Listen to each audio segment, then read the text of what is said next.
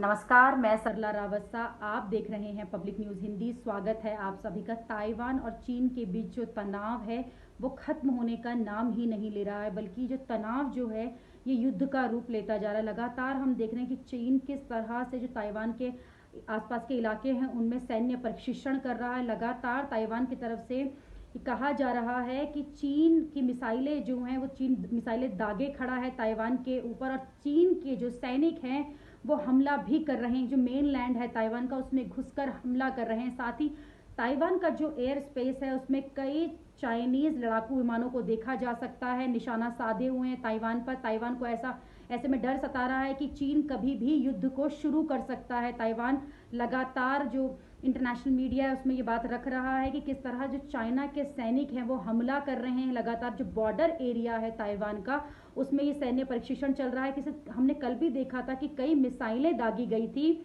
China की तरफ से ताइवान की तरफ। इसमें हालांकि किसी तरह के नुकसान की बात नहीं कही गई थी।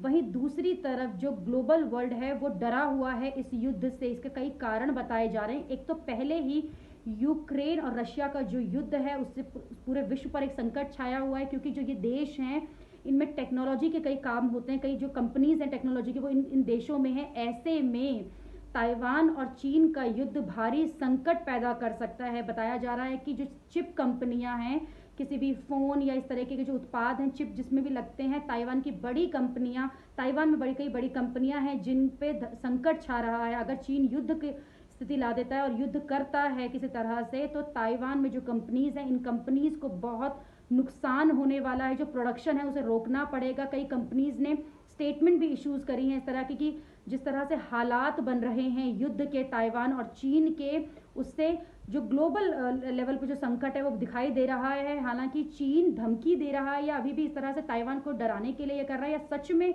वो ताइवान पर हमले की तैयारी में है, ये बात अभी तक चीन की तरफ से साफ नहीं की गई है। हालांकि यूएस को लगातार चीन धमकियां दे रहा है कि किसी भी तरह का दखलंदाजी जो है वो पसंद नहीं की जाएगी, बर्दाश्त नहीं की जाएगी। लगातार ताइवान के ऊपर मिसाइलें दागा हुआ चीन, जिससे पूरा विश्व सकते में, पूरा विश्व घबराया हुआ है।